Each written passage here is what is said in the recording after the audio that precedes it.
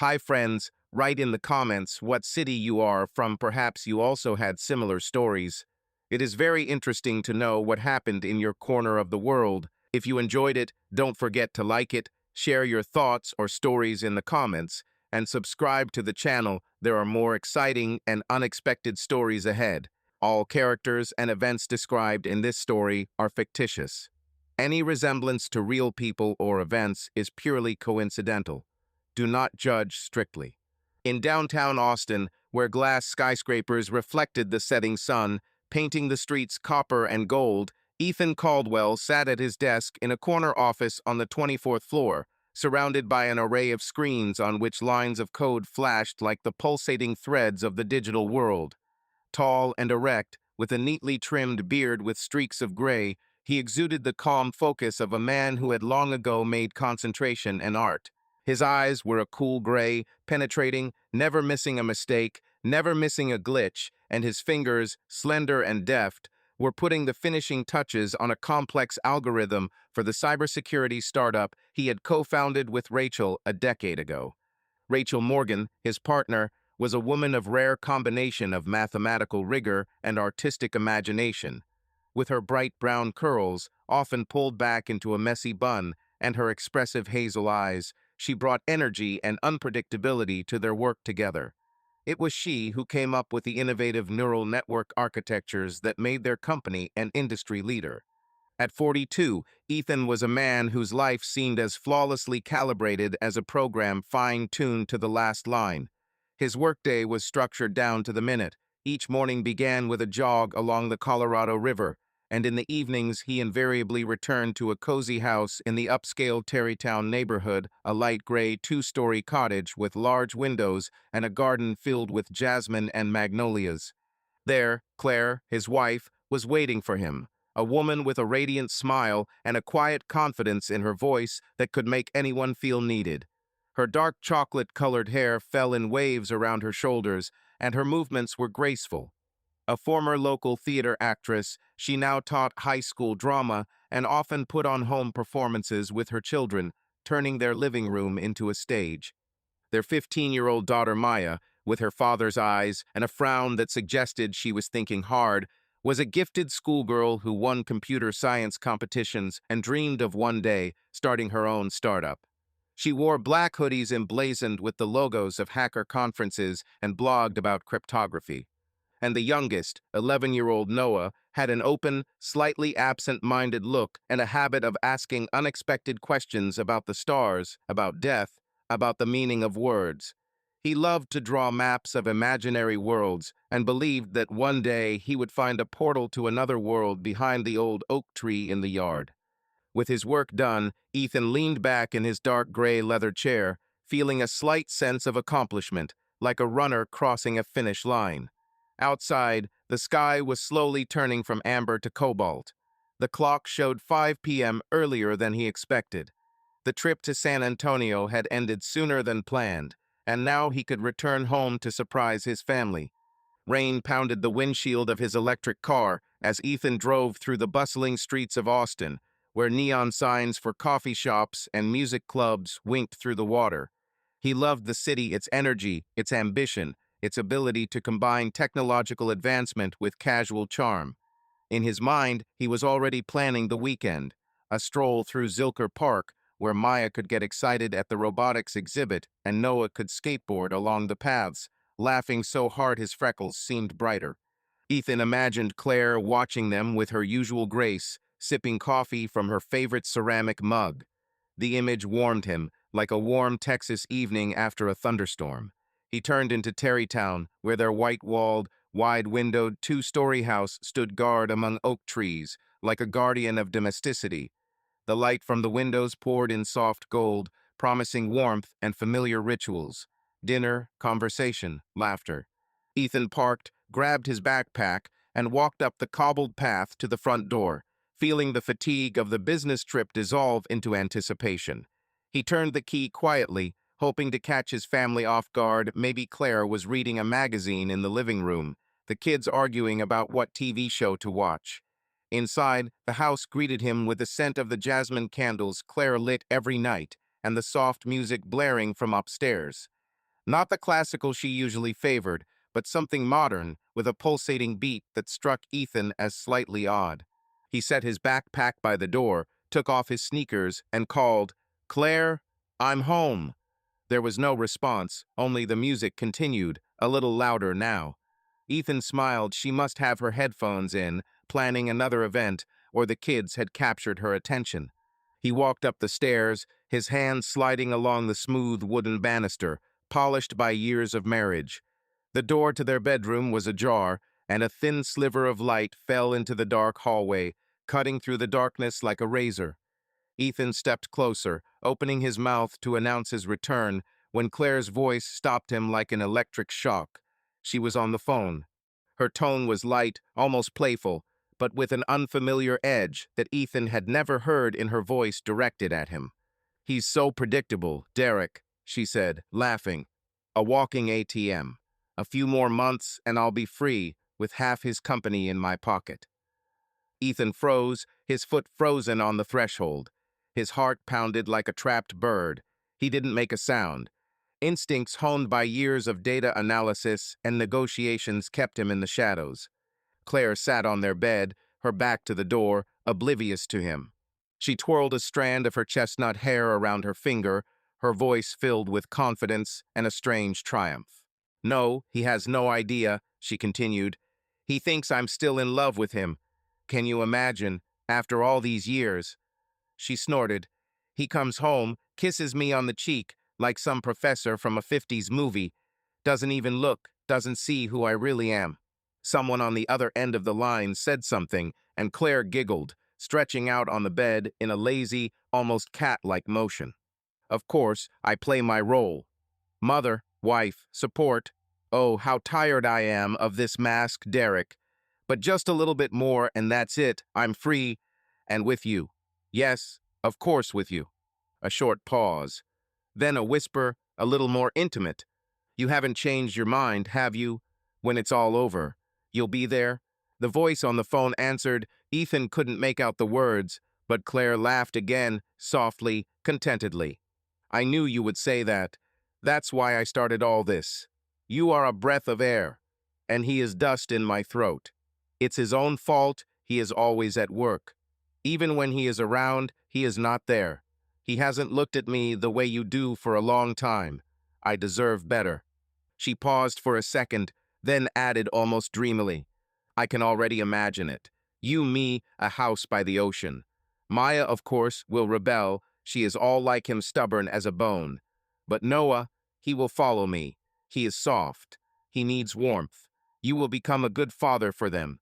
Affectionate, cheerful, not like Ethan." The words cut into Ethan's chest like knives. He stood in the darkness, fists clenched, feeling the icy clarity beneath his skin. This wasn't just betrayal. This was a hunt, a plan, a betrayal carefully constructed, like a fragile bridge over a chasm only to be tossed over at the right moment. His mind, accustomed to breaking chaos into orderly parts, began to work at a frightening speed, registering every word, every intonation, like evidence in a case he had not yet fully comprehended. Instead of storming into the room, shouting or demanding an explanation, Ethan stepped back, silent as a shadow. The closet door was slightly ajar, and he caught a glimpse of Claire in the mirror. Her smile was not the one he knew, not the one that welcomed him home after long days at work. It was the smile of a predator, confident of prey. "No, he doesn't suspect a thing," she continued. "Next week, Derek, I'll hand him the papers and everything will go according to plan."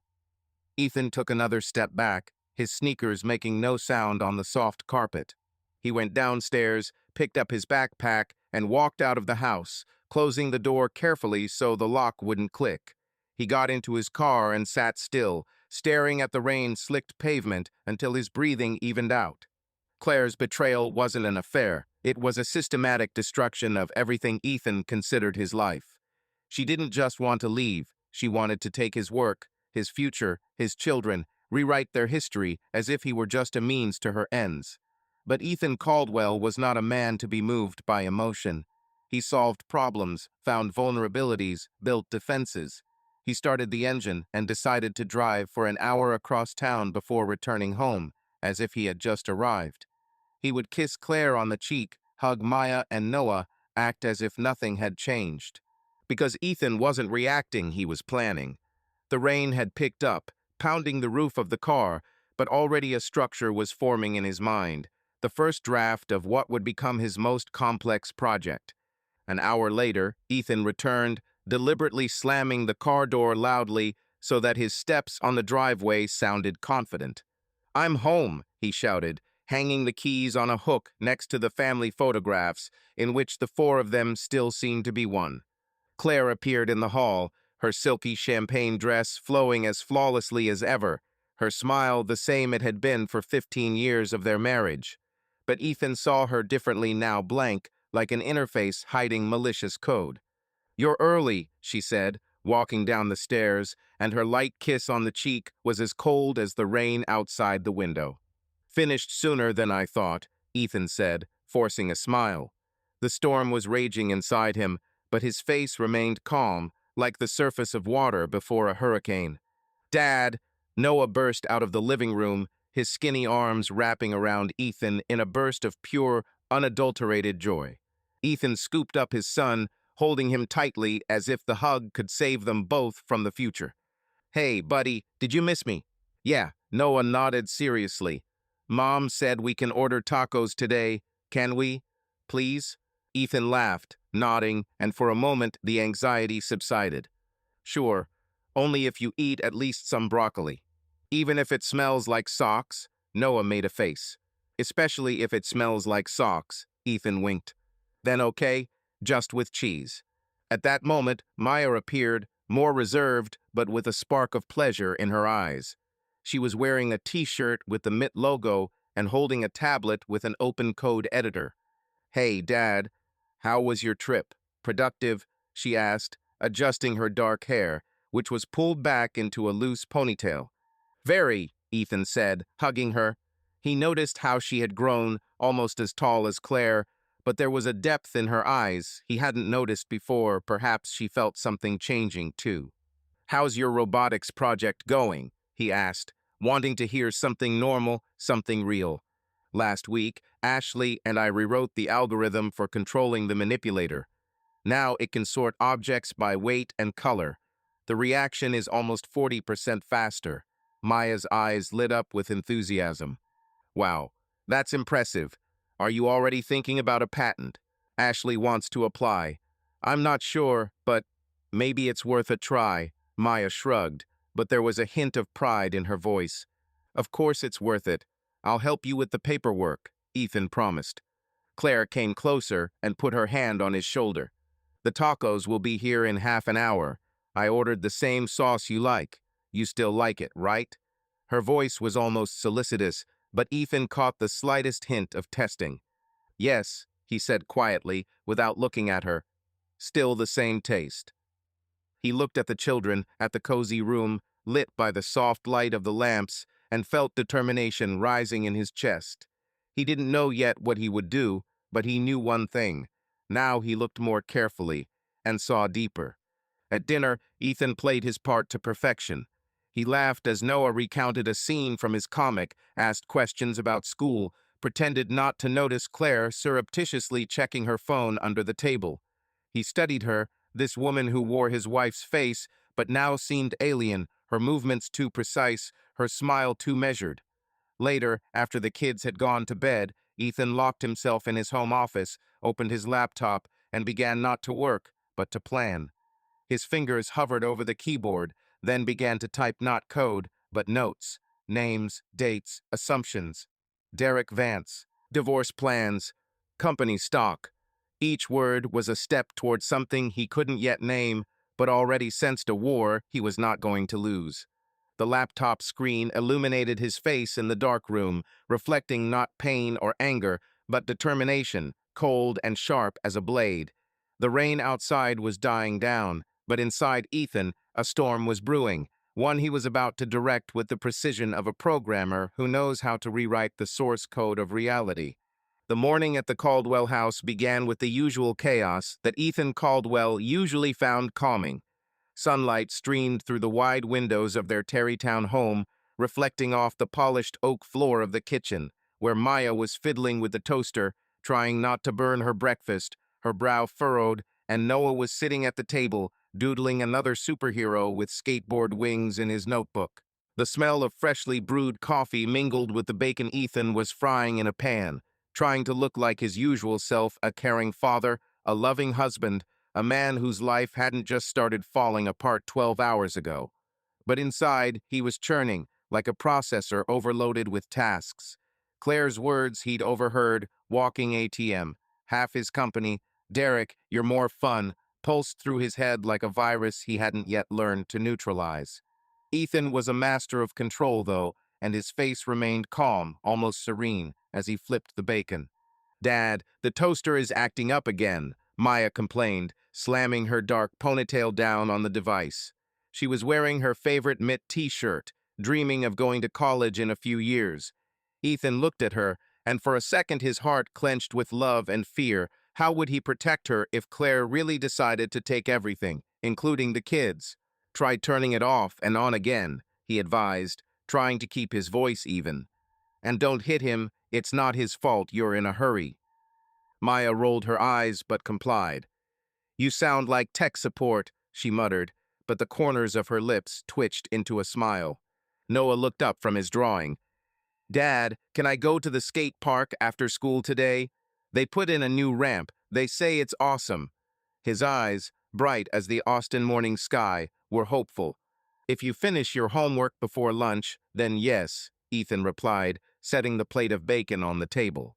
He caught Claire's eye as she walked into the kitchen, dressed in a smart pantsuit, her brown hair perfectly coiffed, as if she were about to shoot a commercial. She looked as flawless as ever, but now Ethan could see the cracks in that facade, the slight strain in her smile, the way she glanced too often at her phone next to her coffee cup. Good morning, dear, Claire said, kissing his cheek, her lips cool as marble. She turned to the children. Maya, don't forget about the assembly at school today. Noah, did you bring your gym uniform? Yes, Mom, the children chorused, but Ethan saw Maya give her mother a quick, almost suspicious glance before returning to her toast. She was too smart not to notice the changes Claire's late arrivals, her excuses about emergency events, her habit of locking her phone with a password. Ethan resisted the urge to ask Maya what she knew, knowing that for now he had to play his part. I'll be late tonight, Claire said, picking up her purse. A client wants to discuss the gala. I'll be back late. She smiled, but Ethan saw a flicker of something in her eyes, guilt, confidence. He nodded, swallowing hard. No problem, he said, his voice as smooth as the surface of Lady Bird Lake on a windless day. We'll handle the kids. Claire left, leaving a trail of perfume and an empty feeling. Ethan watched her car pull out of the driveway and felt his mind shift into analysis mode. He wouldn't let his emotions get the better of him. Not now.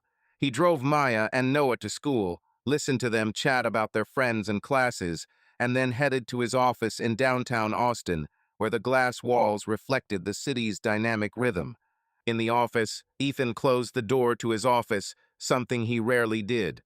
The click of the lock was unexpectedly loud in the silence, broken only by the flickering of the monitors.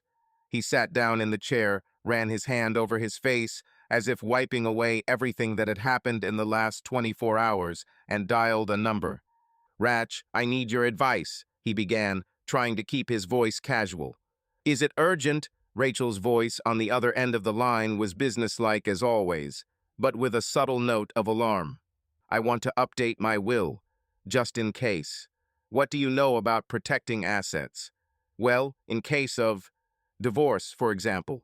There was a pause on the other end. A few seconds felt like an eternity. Ethan, is everything okay? You and Claire? He looked away at the window, beyond which the city was drowning in lights.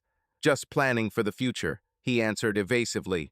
But his fingers were clenched around his pen so tightly that his knuckles were white. Rachel didn't fall for it. You don't say that everything is okay. I know you.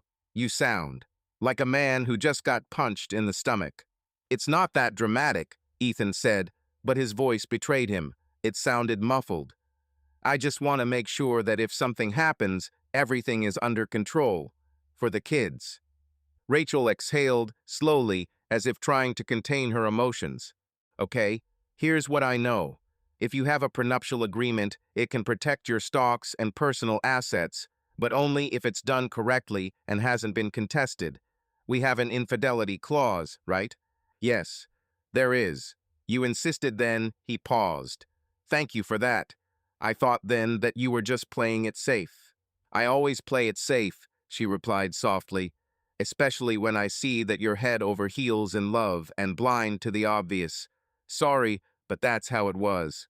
He grinned, but there was only weariness in it. If you decide to go all the way, Rachel continued, you'll need to gather evidence fast. Photos, audio, messengers, bank transactions, everything. Without that, it's her word against yours. And with her charisma, well, you know how she can play. I know, he said quietly.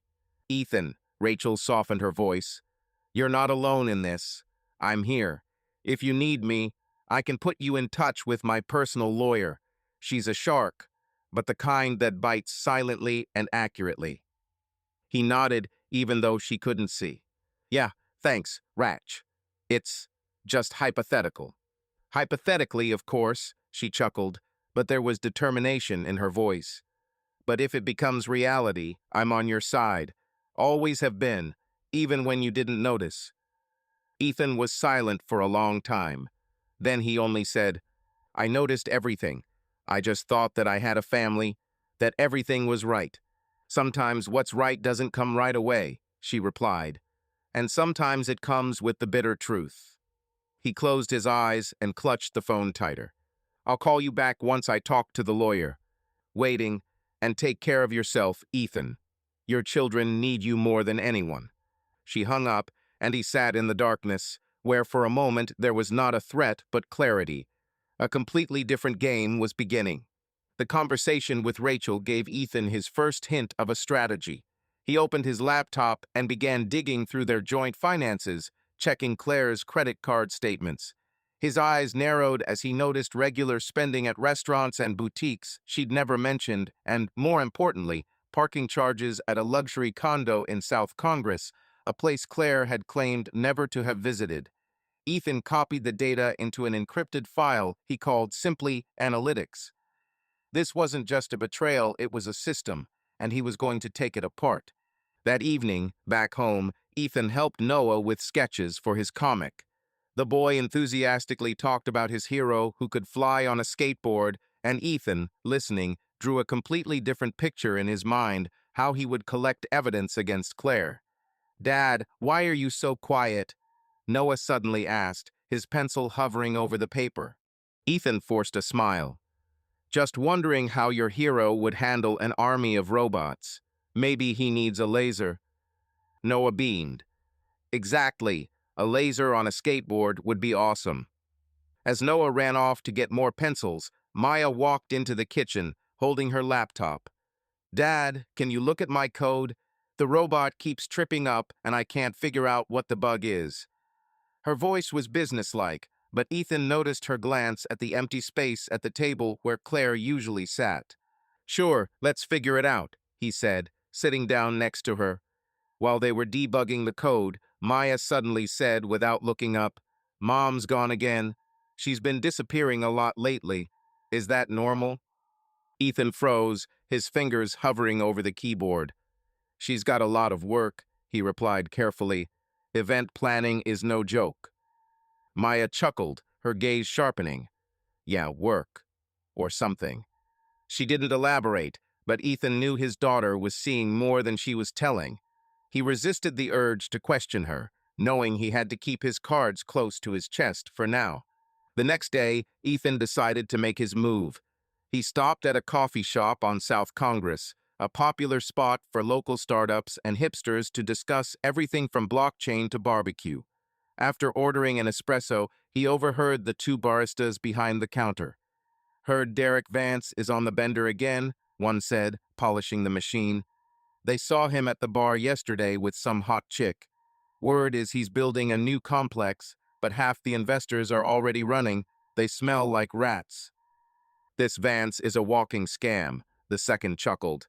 "But he has the charisma of a rock star. No wonder the women throw themselves at him."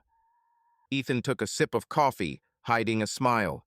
Derek Vance, a name that was no longer just a sound, but a purpose. He opened his phone and found the website for Vance's Elite Fitness Club, a glass building with chrome machines and the promise of premium living. Without thinking, Ethan filled out an application for membership, paying for a year in advance. It was his ticket in not to work out, but to explore. 2 days later, he stepped into the club for the first time, his sneakers clicking silently on the marble floor. Vance was there, tall, perfectly coiffed, tanned, shaking hands with customers with a smile that seemed both sincere and predatory. Ethan kept his distance, pretending to be a casual newbie, but his eyes took in everything: who was talking to whom, how Vance was interacting with the staff, what cars were parked outside. He signed up for morning workouts, knowing the place would be nearly empty at that time, and began plotting his plan like a hacker looking for a weakness in a system. That night, as the house fell silent, Ethan sat in his office, surrounded by the blue light of his computer screen. He opened a new document and began typing. Derek Vance, 36, real estate developer. Relationship with Claire duration unknown. Suspicious financial transactions. It was just the beginning, but Ethan knew that every detail, every piece of data, would lead him closer to the truth and what he would do with it. "Are you still here?" Claire's voice came from behind the door, and Ethan quickly closed the document. She walked in, her eyes shining tiredly, but her smile was still there. "Working late?" "Just finishing up a project," he replied, turning to face her, his heart pounding but his face expressionless. "You're always like this," she said, her tone light, but with just the slightest hint of irritation. "Always in your codes. Don't forget about us, okay?" Ethan looked into her eyes, searching for traces of the woman he loved, but he saw only a mask. "Never forget," he said, and it was true, but not in the way she meant. After Claire went to bed, Ethan returned to his file, his fingers flying across the keyboard as the picture formed in his mind, not just a divorce, but a battle in which he was not going to be a victim. His love for Maya and Noah was his anchor, but his growing distrust of Claire cut him off from the world he knew. And yet, in this isolation, he found strength, the strength of a man who knew how to turn chaos into order, lies into truth, betrayal into victory. It was Sunday morning in the Caldwells' Terrytown home, bathed in soft light that poured through the kitchen's picture windows, reflecting off the crisp white countertops and creating an illusion of calm. The aroma of freshly brewed coffee mingled with the smell of blueberry pancakes that Ethan Caldwell was carefully flipping in a frying pan, trying to maintain the appearance of a normal family ritual. His movements were precise, almost mechanical, as if he were programming a simple algorithm, but inside, a storm was raging.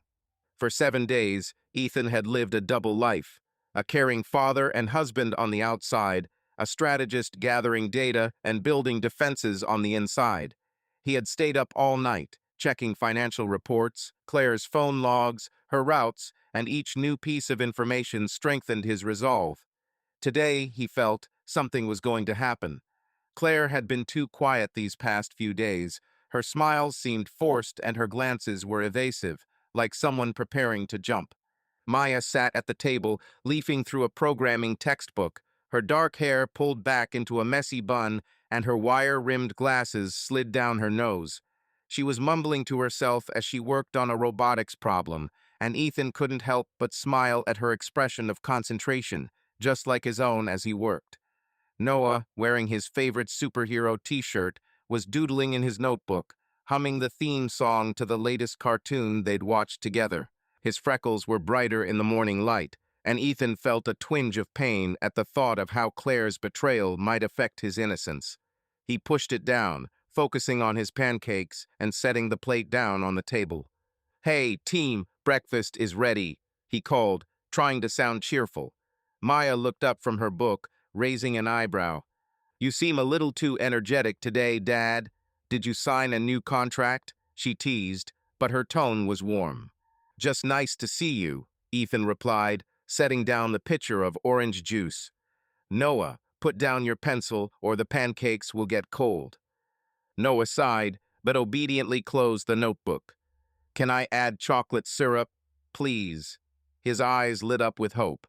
Just don't turn it into a pool of syrup, Ethan chuckled, handing him the bottle.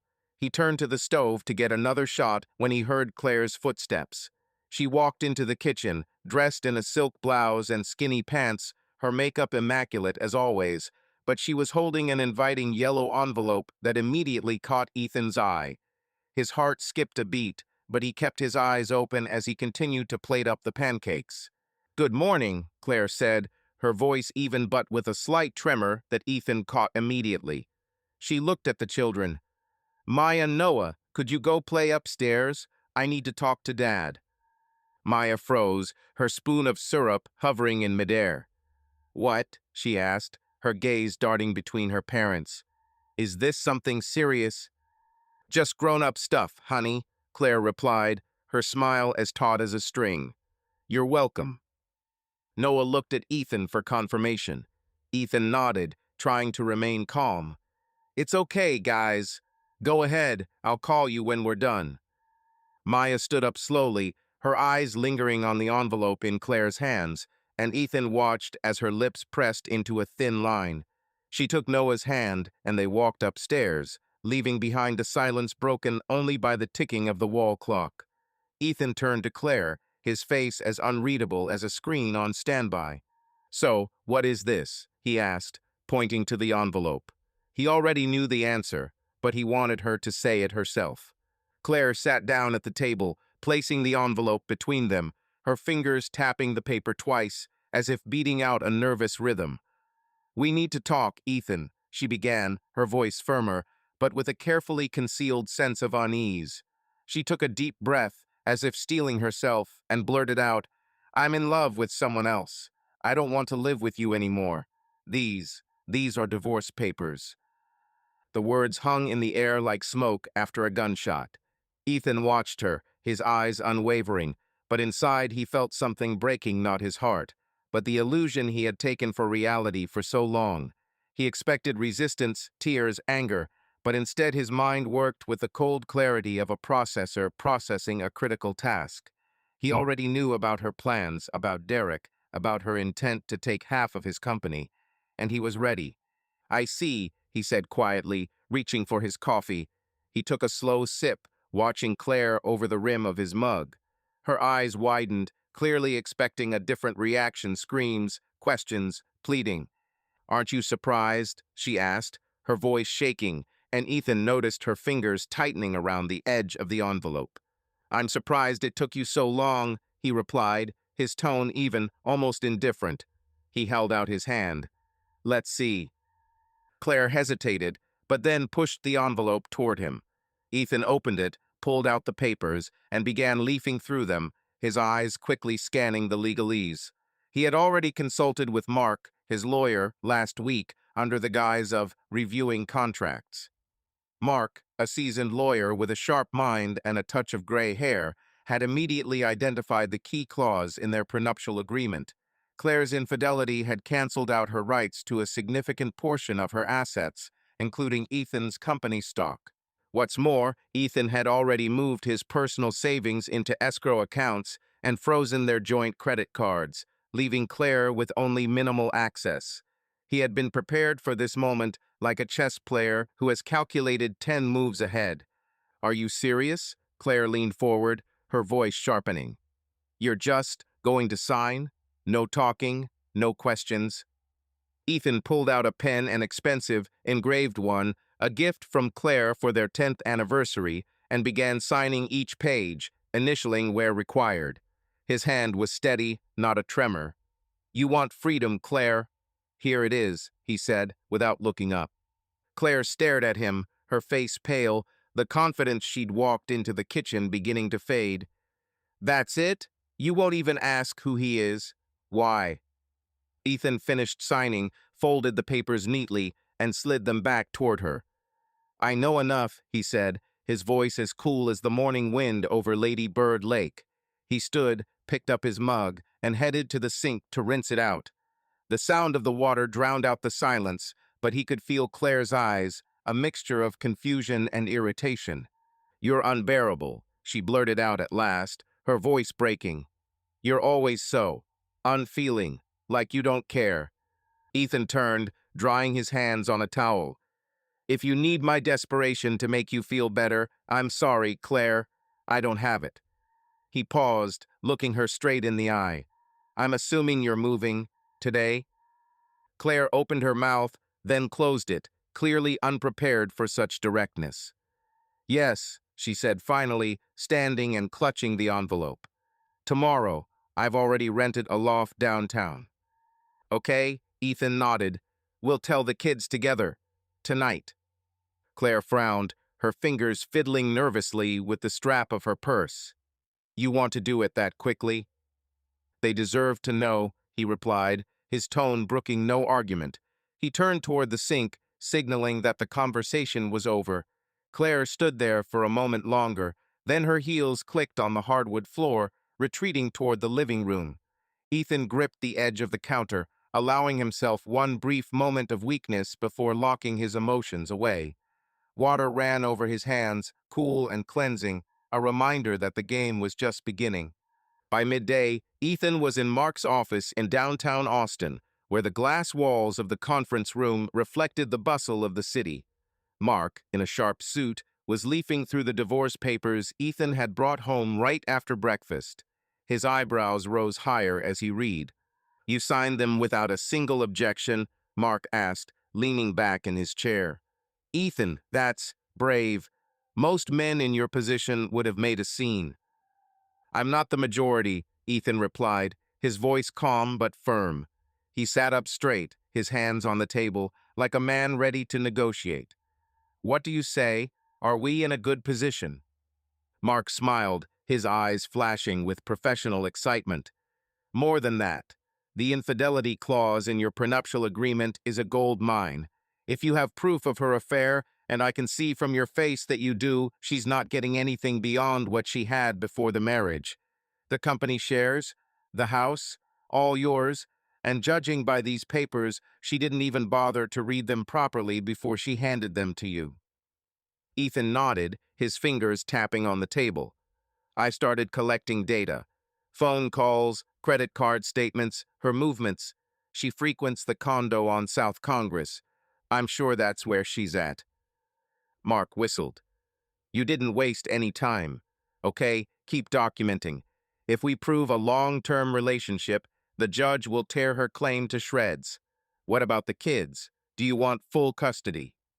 Ethan hesitated, his confidence faltering for the first time that morning. "I want them to stay with me. Claire, she's not the mother she pretends to be, but I don't want to hurt them any more than I have to. We'll find a balance." Mark nodded, making a note. "That makes sense. Courts like stability for kids, and you're the epitome of stability. We'll start preparing the case. Are you sure you want to go all the way?" Ethan looked out the window, where Austin's skyscrapers towered over the city like symbols of his own life built from scratch, but vulnerable if left unprotected. "I'm sure," he said, and there was no doubt in his voice. That evening was as heavy as the Austin summer heat. Ethan and Claire gathered Maya and Noah in the living room, where the soft light of the lamps created a deceptive coziness. Maya sat on the couch, her arms crossed, her eyes wary, like a detective waiting for a clue. Noah settled on the floor, fiddling with the edge of the rug, his expression vaguely worried. "Guys, Mom and I have some news," Ethan began, sitting down next to Noah. His voice was soft but firm, as if he was trying to keep the world from falling apart. Claire stood a little to the side, her hands clasped together, her eyes avoiding direct contact. "Are we getting a dog?" Noah asked, his voice full of hope, and Ethan felt his throat tighten. "No, buddy," he said, putting his hand on his son's shoulder. "Your mother and I have decided to split up. She's moving into her own apartment, but you're staying here with me." Silence fell like a curtain. Maya sat up straight, her eyes narrowed, but she remained silent, as if putting together a puzzle. Noah frowned, his brows drawing together.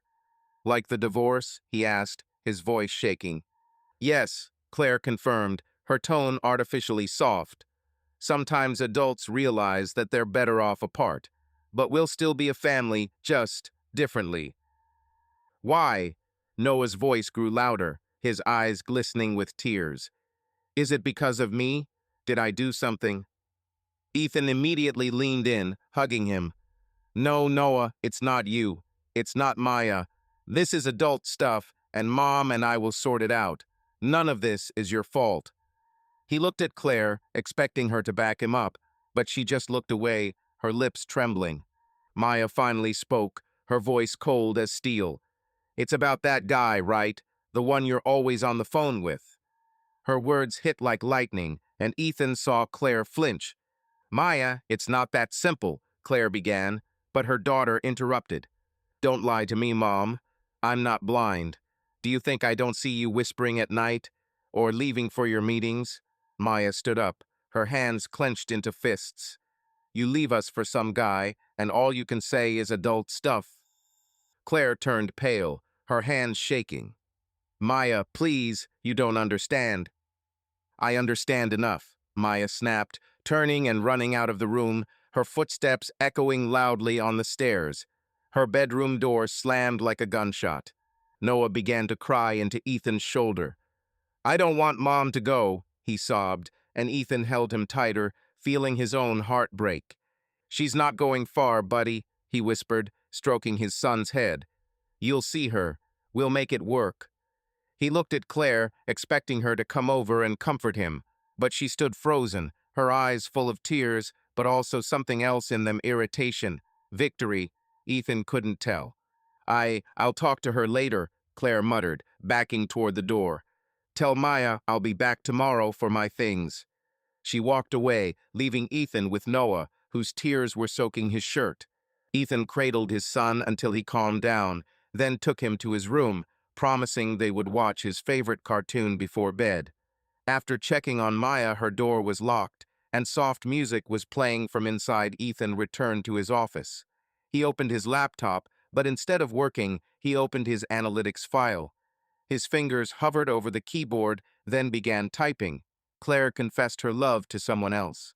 Moving into the loft. Kids are shocked. Maya knows more than she's letting on.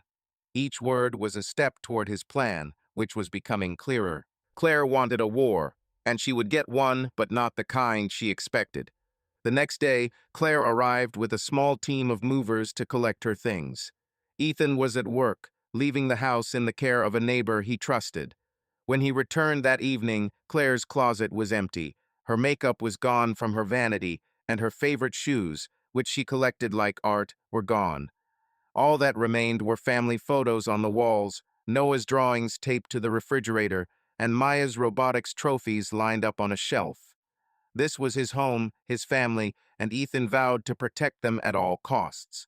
A warm Austin breeze, scented with the scent of blooming magnolias and the distant smoke of barbecue, blew past the glass facade of Derek Vance's upscale fitness club, where Ethan Caldwell, in scrubs and a towel slung over his shoulder, strode across the marble floors with the enthusiasm of a newbie.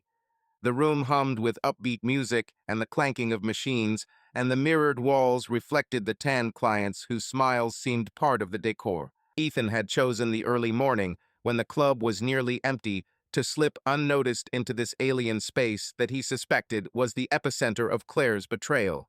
It had been a week since that Sunday morning when she had handed him divorce papers and confessed her love for someone else, and Ethan had been living in a strange state ever since, as if his mind had been split into two programs, one that kept up the appearance of normalcy for Maya and Noah, and one that methodically collected data, building a plan he called, for now, simply justice. Today, he was here to learn more about Derek Vance and the life Claire had been living behind his back. Ethan took up a position on the treadmill by the window, overlooking the parking lot where expensive cars gleamed, the perfect vantage point to watch. He set an easy pace, his sneakers clicking rhythmically as his eyes swept the room. Derek was there, in the far corner, flanked by two customers, his loud laugh rising above the music. Tall, with perfectly coiffed hair and a tan that spoke of frequent trips to the coast, he looked accustomed to being the center of attention. Ethan saw the trainer, a young guy with a tattoo on his forearm, walk up to Derek, whisper something, and they both laughed, glancing toward the bar. Ethan made a mental note. The staff knew more than they let on. After his workout, he lingered at the protein shake counter, ordering a banana smoothie he had no intention of drinking. The trainer, the one with the tattoo, was wiping down the counter, his movements lazy, like a man accustomed to early shifts. Ethan decided to get started. "Cool place," he said, nodding toward the audience.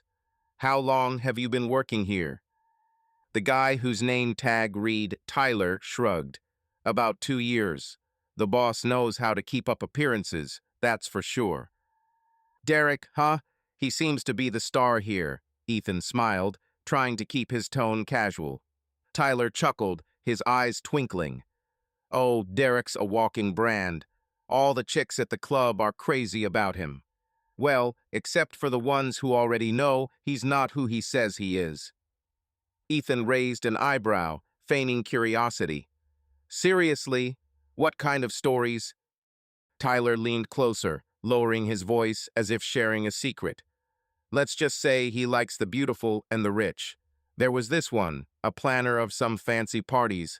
She and Derek were inseparable until her husband started asking questions. Before that, there was some Silicon Valley investor, and then there was this musician, the one with the beard and the guitar. Derek, he's a collector, you know?" Ethan nodded, his heart clenching but his face impassive. The party planner, that was Claire. For years, 3 years, she'd lived a double life while he built their family, their company, their future.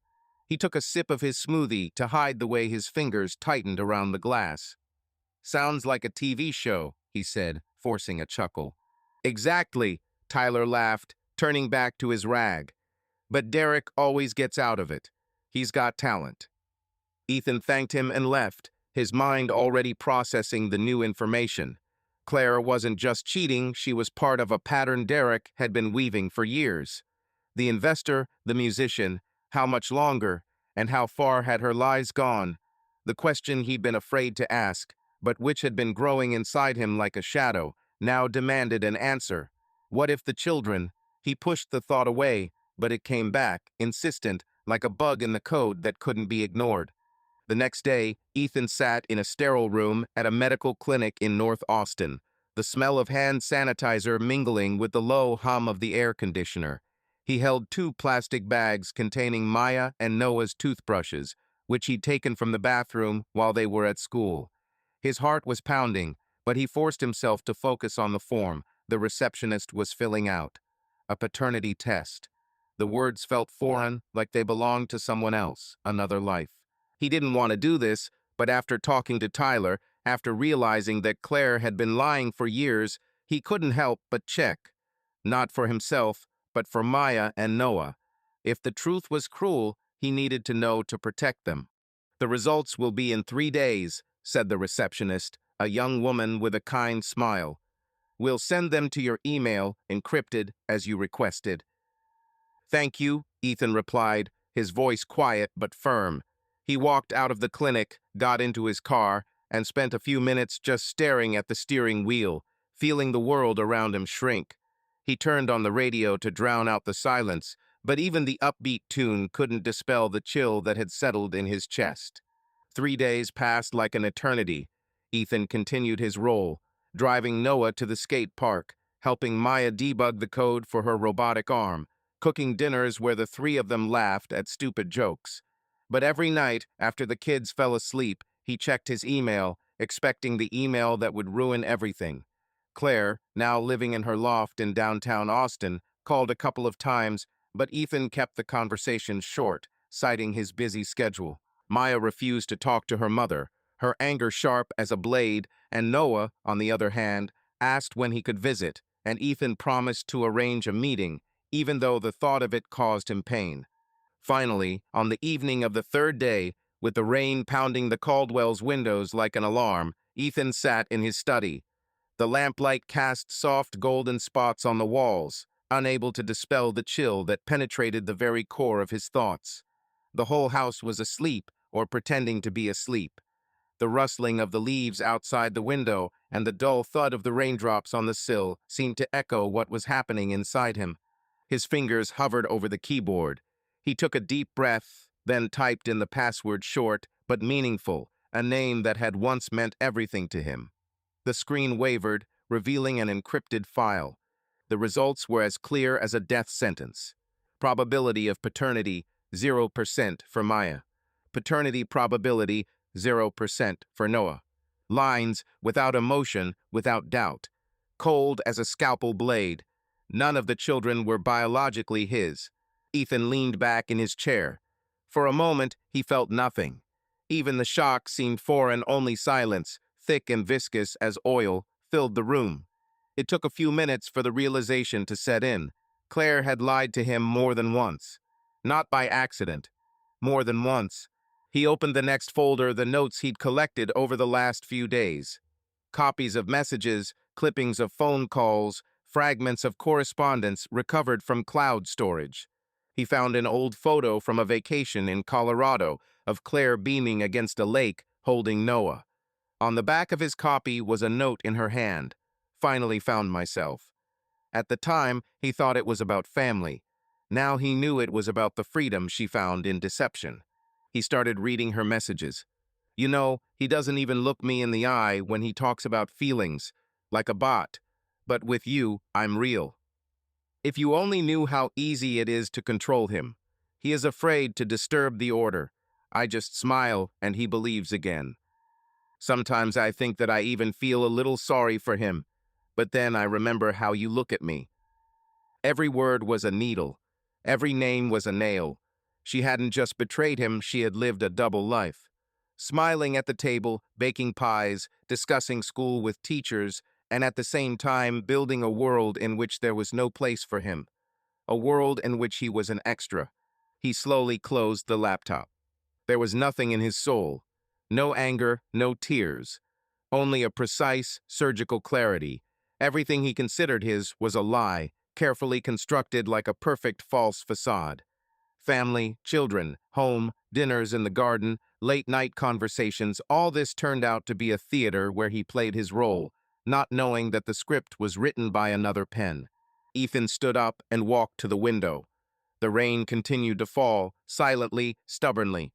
He watched the drops roll down the glass, merging into streams. How easily everything was erased. He knew that now a completely different life would begin. Harder, soberer, without illusions. Ethan leaned back in his chair, his breathing heavy as if the air in the room had thickened. He closed his eyes, feeling the world crumble, as if someone had erased the code that held his life together. Maya, with her wit and passion for robotics. Noah, with his dreamy eyes and his drawings of superheroes. They weren't his blood, but every laugh, every look, every victory was his. He remembered Maya launching her robot for the first time at a school competition, her face alight with pride. He remembered Noah running to him for comfort instead of Claire when he fell off his skateboard. Those moments were real, and no amount of genetics could take them away. He stood up, walked to the window, and looked out at the dark yard, where the rain had turned the grass into a mirror. His reflection was blurry, but the determination in his eyes was clear. Claire had stolen not only his trust, but the truth about his children, and for that she would pay. But Maya and Noah couldn't find out. They deserved a father who loved them unconditionally, and Ethan was going to be that father. The next evening, Ethan sat in the living room, watching Maya test her robotic arm on the coffee table. Her fingers flew across the laptop keyboard, and the robot clumsily picked up a pencil, eliciting an exasperated sigh from her. "Come on, you can do better," she muttered, oblivious to Ethan's fond gaze. "He seems stubborn, like you," he teased, sitting down next to her. Maya snorted, but smiled. "If I was that slow, I would have given up. Dad, would you look at my code? I think I screwed up somewhere." Ethan picked up the laptop, his eyes scanning the pages, but his thoughts were on her, how she had grown, how her mind had become as sharp as a blade. "Right here," he said, pointing at the screen. "You forgot to close the loop. Try this." Maya nodded, her fingers tapping the keys again. "You always find my bugs," she said, and there was a gratitude in her voice that she rarely showed. In the next room, Noah was lying on the floor, drawing another superhero. His pencils were scattered like stars in the sky, and he was humming something under his breath. Ethan came over and sat down next to him. "Who is this?" he asked, pointing at the drawing. "Captain Wind," Noah answered proudly. "He flies on a skateboard and saves everyone from monsters. Do you want me to draw you as his assistant?" Ethan laughed, ruffling his son's hair. "Only if I have a cool suit." Noah beamed, and Ethan felt the warmth of their connection push away the chill left by the test results. These children were his, regardless of DNA. Claire could lie, manipulate, destroy, but she couldn't take this love away from him. Later, in his office, Ethan opened his analytics file and added a new entry: paternity test, negative for both children. Claire has been hiding the truth for at least 15 years. Relationship with Derek for years. Next step, gather evidence for trial. He knew it was a long road ahead, but every piece of truth he found was a brick in the wall he was building around his family. Claire thought he was weak, predictable, but she was wrong. Ethan Caldwell was a man who could turn chaos into order, and he was going to prove it. Under the gold chandeliers of the Driscoll Hotel restaurant, where the walls echoed with old Texas and the air was thick with the scent of aged bourbon and fresh roses, Ethan Caldwell walked with a folder in his hand, his face as calm as Lady Bird Lake on a windless day, but inside him a fire burned, carefully controlled, like an algorithm ready to run. Downtown Austin, with its bustling streets and neon signs, was outside its doors, and here, in this oasis of luxury, where the city's elite gathered to see and be seen, Ethan prepared to strike the blow that would shatter Claire's illusions. 2 months had passed since the day she had handed him divorce papers, declaring her love for Derek Vance, and since then Ethan had lived in the shadow of his own plan, gathering data like a hacker breaking into a secure system. The paternity test results, confirming that Maya and Noah were not biologically his, were the final piece of the puzzle, and now he held in his hands a weapon that could not only protect his family, but also expose Claire's lies to the world. The restaurant was packed. Businessmen in expensive suits discussing deals, couples whispering over glasses of wine, and waiters gliding between tables with the grace of dancers. Ethan, dressed in a navy suit and white shirt, looked like one of them, successful, confident, unnoticed. He'd reserved a table in the corner to observe, and now his eyes were on Claire and Derek, seated by the window, the light from the crystal chandeliers playing on their faces. Claire, in a form-fitting champagne dress, was laughing, her hand casually touching Derek's wrist, and he, with his hair perfectly coiffed and a smile that could sell desert sand, was raising his martini glass in obvious celebration. Ethan knew they were celebrating. Claire was sure her plan had worked, that the divorce would give her half of his company, and Derek probably saw it as his gain, a new deal, a new trophy. But they didn't know that Ethan had already rewritten the script. He took a deep breath, feeling the folder in his hand grow heavier, as if it contained not papers but years of their marriage, destroyed by her lies. His mind, accustomed to analysis and strategy, had calculated every step. He would walk in, hand over the evidence, and walk out, leaving them to deal with the consequences. This had not been an impulse, it was an operation, planned with the precision of the code he wrote for his company. The waiter offered him a menu, but Ethan shook his head, his gaze fixed on Claire. Her laughter, so familiar and yet so foreign, cut him like a knife, but he pushed the pain down, focusing on the task at hand. "Excuse me, sir, are you ready to order?" asked the waiter, a young guy with a neat beard. "Not yet," Ethan replied, his voice even but firm. "I'll be right back." He stood, straightened his jacket, and walked toward Claire and Derek's table, his steps confident, like a man who knew the game was already won. As he approached, Claire noticed him first. Her smile froze, her glass still in her hand, and her eyes widened as if she had seen a ghost. Derek, sensing her tension, turned around, his charismatic smirk giving way to mild surprise, then irritation. "Ethan," Claire's voice wavered as she set her glass down, her fingers clenching the napkin. "What are you doing here?" "It's good to see you, Claire," Ethan said, his tone calm, almost friendly, but there was a steel to it. He turned to Derek, who leaned back in his chair, crossing his arms. "And you, Derek, celebrating." Derek narrowed his eyes, his smile returning but sharp as a blade. "Just dinner, mate. Didn't know you were into places like this. Want to join in?" Ethan didn't answer. Instead, he placed the folder on the table, carefully, as if it were $1 million contract. "I thought you might like to see this," he said, his eyes meeting Claire's, and he could see the panic she was trying to hide. "What is this?" she asked, her voice rising, not moving to take the folder as if it might bite. "Open up," Ethan suggested, his tone deceptively gentle. "This affects all of us. We don't just talk, we fight. Against indifference, lies, and betrayal. If you are true to yourself, your convictions, your truth join. Sign up. Like and be among those who do not remain silent when others turn away." Derek reached for the folder first, frowning, his movements jerky, like a man used to being in control. He opened it, his eyes scanning the first page, and his face changed, his eyebrows raised, his lips pressed together.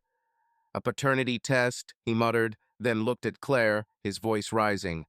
"Is this real?" Claire paled, her hand shaking as she grabbed the folder, ripping it from Derek's grasp. Her eyes darted over the lines. "Probability of paternity, 0% for Maya. Probability of paternity, 0% for Noah." She looked up at Ethan, her lips moving but no words coming out. "You, you did this? Behind my back," she finally breathed, her voice thick with rage and fear. "You left me little choice," Ethan replied, his voice as cold as the marble floor beneath his feet. "You lied to me for 15 years, Claire, about the kids, about us, about him." He nodded toward Derek, who was now looking at Claire with mounting anger. "Wait," Derek stood up, his chair creaking, drawing the attention of the nearby tables. "You said the kids were his," he pointed a finger at Ethan. "Now what? Whose are they? Mine? No, they can't be mine. Or some other idiot you were screwing." The restaurant began to quiet down, conversations dying down, eyes turning to their table. Claire jumped up, her face flushed, her grip on the folder crumpling.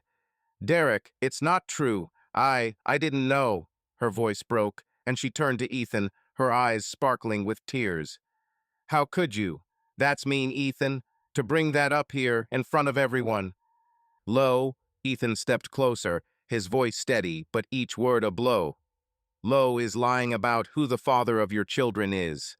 Lo is plotting a divorce so I can steal my company while I was building our family. Lo is sitting here celebrating with him while Maya and Noah tried to figure out why their mother left them." Claire gasped, her hand flying to her chest as if she could stop Ethan from speaking. Derek, now purple with anger, grabbed her arm. "You lied to me," he barked, his voice ringing out across the room, causing the waiters to freeze. "You said you had it all under control, that he'd sign and we'd be rich." "I didn't know, Derek," Claire screamed, wrenching her hand away. "These aren't my kids. I mean, this is a mistake." Her voice shook as she looked around, aware that the entire restaurant was looking at her, the whispers growing into a buzz. Ethan stepped back, his work here done. He watched Claire's facade crumble, her perfect mask crack under the gaze of dozens of eyes. Derek, now screaming betrayal, was no better, his charisma gone, leaving only fury and fear. Ethan turned to leave, but Claire grabbed his sleeve. "Ethan, wait!" Her voice was pleading, tears streaming down her cheeks, smearing her mascara. "We can talk. It's not what you think." He looked at her, and for a moment his heart fluttered, not with love, but with the memory of the Claire he had once known. But this woman was a stranger. "You have made your choice," he said quietly. "Now live with it." He pulled his hand free and walked toward the door, his footsteps echoing in the silence their row had left behind. Outside the doors of the Driscoll, Austin's night greeted him with the cool and noisy air of the city, the laughter from the bars, the honking of cars, the distant music from 6th Street. Ethan climbed into his car, his hands gripping the wheel, and only now did he allow himself to exhale. The The satisfaction of having shattered their illusion of victory was fleeting, like a flash of lightning. It did not fill the void left by her betrayal, or ease the pain of the truth about Maya and Noah. He started the engine, but left it there, looking out at the city lights that seemed as distant as his own healing. The next day, Ethan was in the office of Mark, his lawyer. The office, with its panoramic windows overlooking the slow-moving Colorado River, seemed like an oasis of order in a chaotic world that had just begun to crumble the day before. Mark, a man with a slight graying at the temples, thin-rimmed glasses, and a sharp, analytical gaze, leafed through the documents Ethan had handed him after the scene in Driscollin. The oak table lay a neat stack of reports, extracts, and especially the folder with the paternity test results. Its corner was dented, not from time, but from someone's furious grip. Claire had been holding it like that when the truth struck like thunder. "You put on a show," Mark said, leaning back in his chair with a slight, almost mocking smile. "Public exposure, that's not your style, Ethan." Ethan didn't answer right away. He was looking at the river, where the reflections of the clouds slowly floated across the water. "It wasn't me," he finally said, his voice tired but firm. "It was a necessity. She thought she'd won. I just showed her the game wasn't over." "She was banking on your passivity," Mark nodded, tapping his fingers on the table. "You've played by the rules for too long. Now, for the first time, she's seen that you have your own." He placed his hand on the folder with the tests. "Okay, let's get down to business. These results are dynamite. They don't just call her moral character into question, they directly undermine her position. Lying about biological paternity for 15 years is serious, especially when combined with regular infidelity." "Do we have everything we need?" Ethan asked, tensing up. "We have correspondence where she mentions that he didn't notice. There are phone logs with Vance, bank card statements, recordings from cameras in his house. Yes, by the way, he didn't mind giving access. Plus witnesses who saw them together in hotels. Given the infidelity clause in the prenuptial agreement, her claims to your share of the business, house and main assets can be considered canceled." Ethan nodded weakly. "And the children?" Mark became more serious, took off his glasses, and looked straight at him. "You will get primary custody. Everything speaks in your favor. A stable income, a stable life, no scandals. Claire, with her variable lifestyle and this information explosion, will not be able to present convincing arguments. But you must understand, the court will most likely give her the right to visit, especially considering that the children are already attached to her." "I understand," Ethan said slowly. He gripped the arm of his chair. "I don't want revenge. It's just, they need to know that there's someone out there who hasn't been lying to them all this time." "Are you sure you want to tell them the truth?" Mark asked carefully. "Especially Maya? Teenagers are sensitive to these things." "Maya will figure it out, if she hasn't already. She's smarter than we think. And Noah, I don't know. I just don't want him to feel abandoned." Mark sighed. "You're better than most fathers I know. Even in this hell, you still think about them. Not about winning, not about profit, about the children." "Because they're the ones who make this all worth doing," Ethan answered simply. Mark nodded, then collected the documents into a folder. "Then we're ready. I'll file next week. When Claire and her lawyer see what we have, they'll have only one choice: capitulate or try to negotiate quietly." Ethan stood up and shook the lawyer's hand. "Thank you. I'm not looking for war, Mark. I just want to end this lie." "It will be so," Mark promised. "But remember, the truth is not the end. It is the beginning." Ethan nodded and walked out of the office, his step a little firmer for the first time in days. The weight on his shoulders was still there, but now he knew where to carry it. At home that evening, Ethan sat in the living room where Maya and Noah were curled up on the couch, watching a sitcom. The children's laughter filled the room, but Ethan barely heard it, his mind far away. He looked at them, at Maya, teasing Noah, at Noah, giggling into his pillow, and felt his love for them outweigh everything. The pain, the anger, even the fleeting satisfaction of the scene at Driscoll. Defeating Claire had been necessary, but it hadn't healed him. He knew the real path wasn't destroying her world, but creating a new one for his children, one where they would feel safe and loved. "Dad, why are you so thoughtful?" Noah asked, his eyes shining in the light of the TV. Ethan smiled, patting his son on the head. "I'm just thinking how lucky we are to have you and Maya." Maya snorted, but her gaze softened. "You're getting sentimental, Dad. It's suspicious." "Let it be suspicious," he replied with a wink. "Want pizza for dinner?" "Yes," they all shouted in unison, and Ethan went to order, feeling their voices bring him back to life. Winning Driscoll was just a step, but the real battle for their happiness was ahead, and he was ready for it. The Travis County Courthouse loomed in the center of Austin, its gray facade stark and unyielding, reflecting the harsh clarity of a fall morning.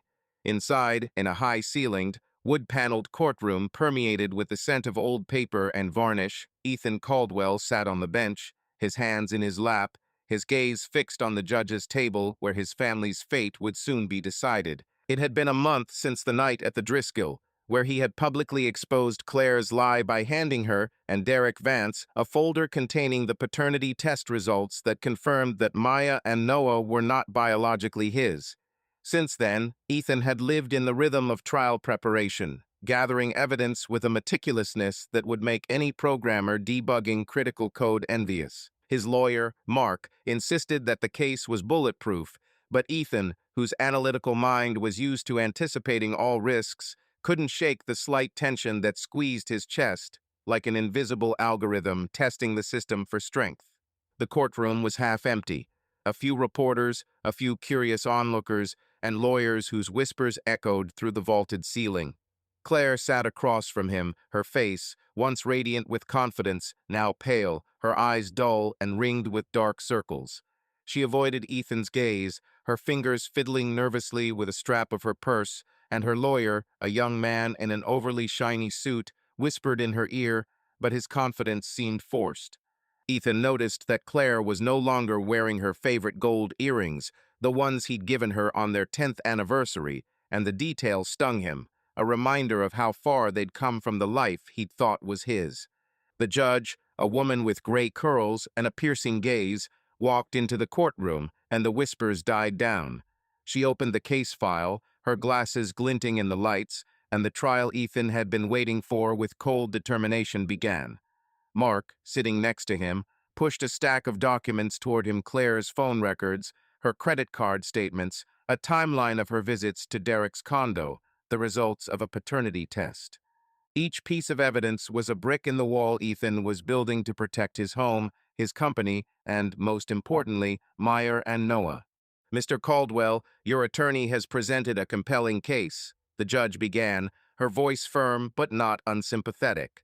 "You allege that your wife violated the terms of her prenuptial agreement by engaging in a long-term extramarital affair and concealing the truth about the children's parentage. Do you have anything to add?" Ethan stood, his jacket tailored to perfection, his voice as smooth as the Colorado River outside the window. "Your Honor, I have presented all the facts. My goal is to protect my children and the business I have built over the years. I do not seek revenge, only justice." He sat up, feeling Mark squeeze his shoulder approvingly. Claire's lawyer tried to counter, arguing that her actions were an emotional response to a strained marriage, but his argument crumbled under the weight of the evidence. Mark methodically presented every document, every record, every fact, and with each word, Claire's defense weakened. When he showed the paternity test results, the courtroom fell silent and Claire hung her head, her hands clenched into fists. The judge raised an eyebrow, her gaze sharpening. "Mrs. Caldwell," she said to Claire, "you have had the opportunity to respond to these charges. What do you have to say about the evidence presented?" Claire stood up, her movements unsteady, like someone walking on thin ice. I didn't know about the tests," she began, her voice shaking. "It was a long time ago. I was young. I made mistakes. But I loved my children. I still love them." Her eyes darted to Ethan, but he was staring straight ahead, his face unreadable. The judge nodded, but her tone grew colder. "Love for children does not negate deceit, Mrs. Caldwell. The prenuptial agreement clearly defines the consequences of infidelity. Given the evidence presented, I am inclined to uphold Mr. Caldwell's request.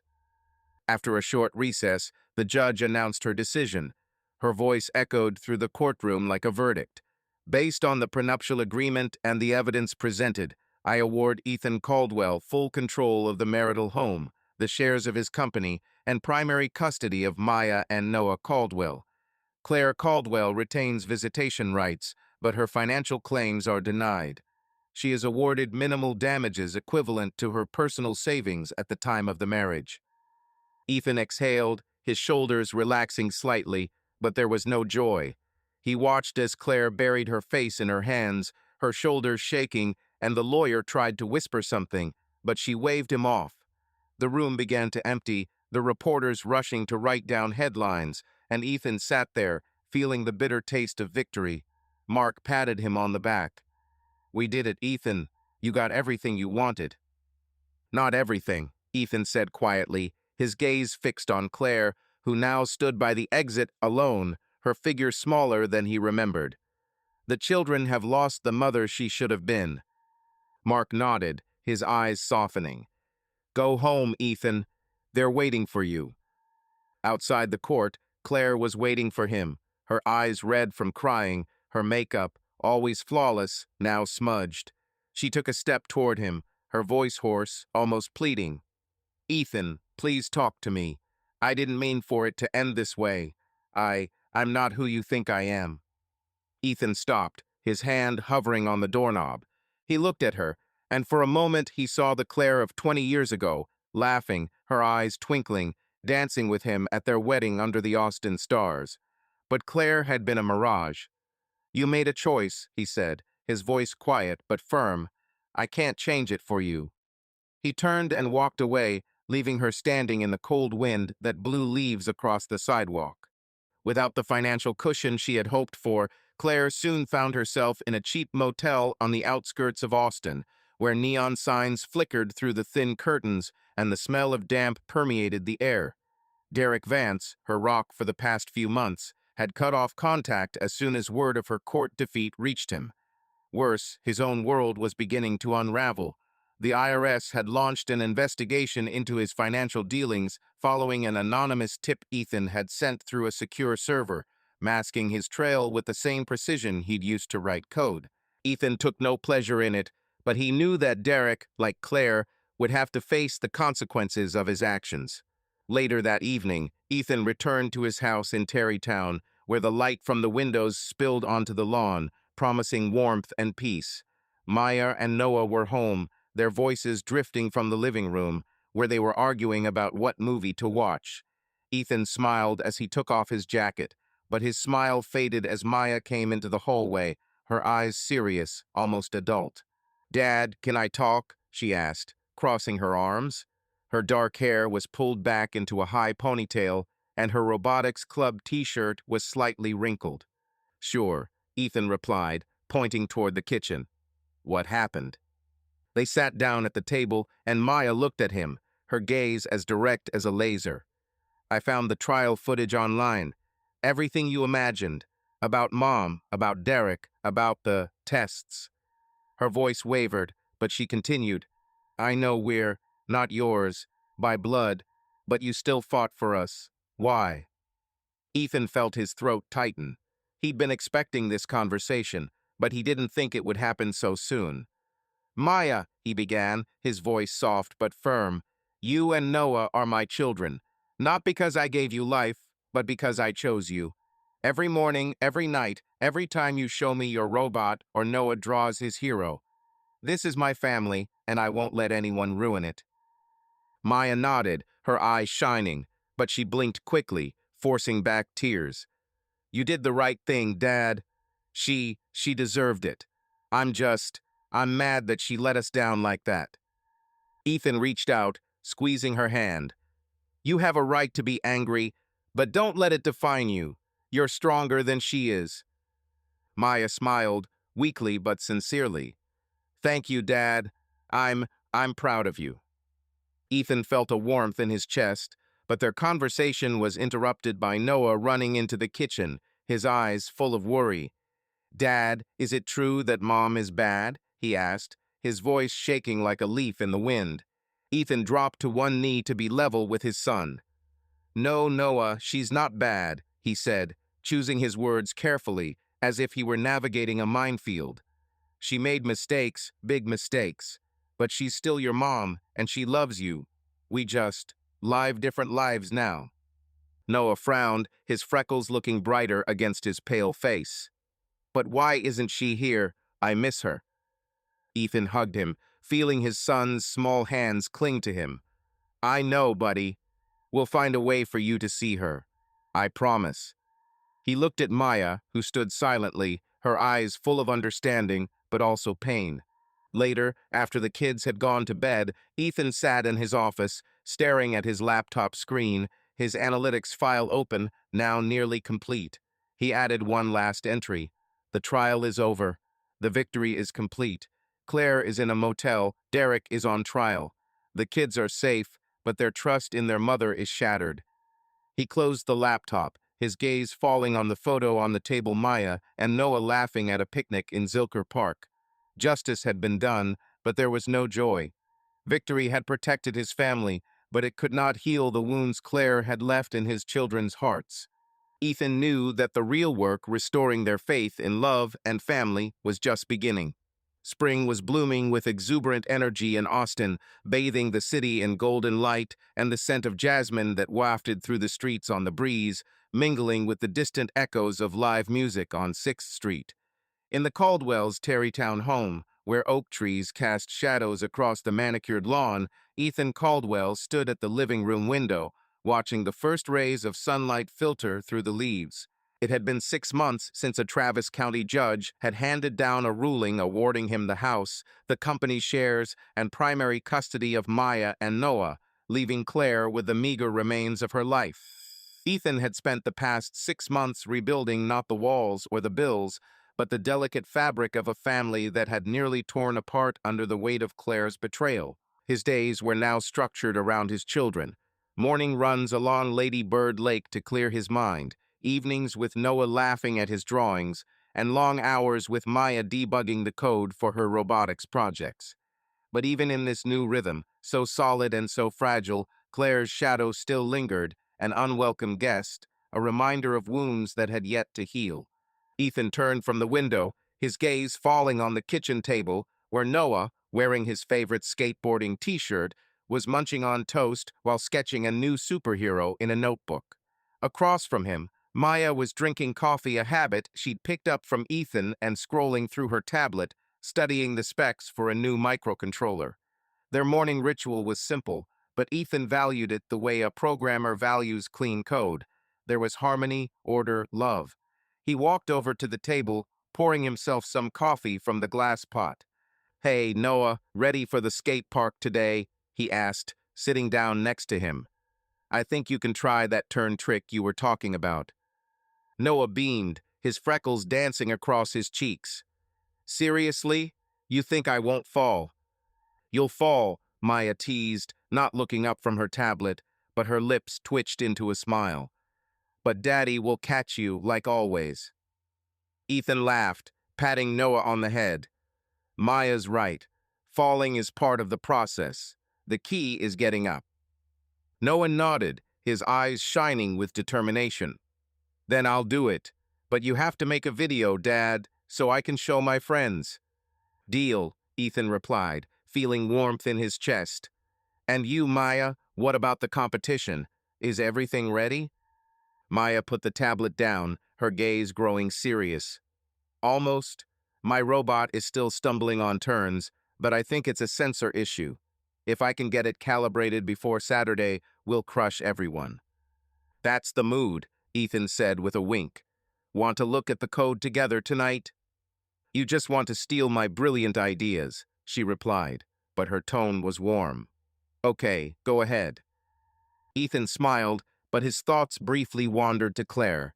She wasn't part of these moments, these small victories, and yet she was there in Noah's questions about when he'd see his mother again, in Maya's silent anger when she refused to even talk about her. Claire now lived in a modest apartment on Austin's east side, which Ethan paid for 6 months so the kids would have a safe place to visit. He didn't do it for her, but for Noah, whose love for his mother was still alive despite the pain, and for Maya, who might one day be willing to move past her resentment. But for now, Claire remained on the periphery of their lives, a remote file with restricted access. That afternoon, Ethan and Noah headed to a skate park near the Barton Creek Greenbelt Nature Trail, where rolling green hills and a babbling brook created the illusion of solitude in the middle of the city. The sun was hot, but a brisk breeze off the river kept the air cool. Noah, wearing a helmet and knee pads, stood on his skateboard, his expression focused like a young warrior about to go to battle. Ethan, phone in hand, snapped pictures, encouraging his son. "Come on, buddy, you can do it," he shouted as Noah began to accelerate toward the ramp. "Bend your knees, keep your balance." Noah jumped, his skateboard flying, but the landing was awkward and he fell to the grass, laughing despite the fall. Ethan ran over, helping him up. "Well, that was almost perfect," he said, brushing grass off his shirt. "Again?" "Yes," Noah exclaimed, his eyes shining with excitement. "I'll do it, Dad. Watch."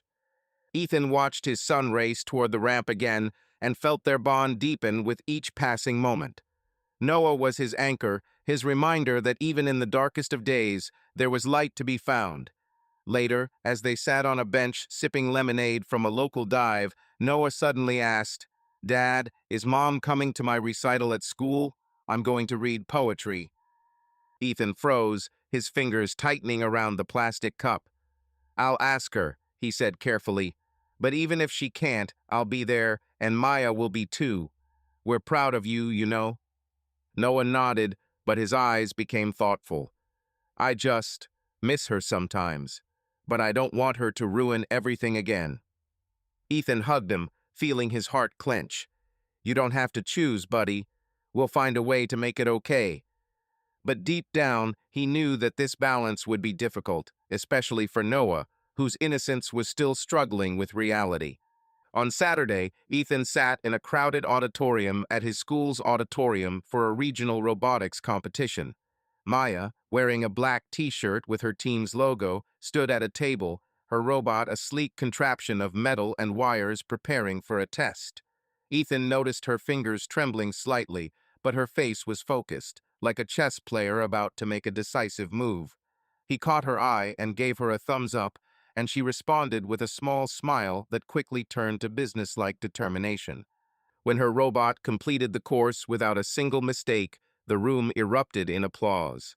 Maya turned to Ethan, her eyes shining, and he felt a pride so strong it almost drowned out everything else.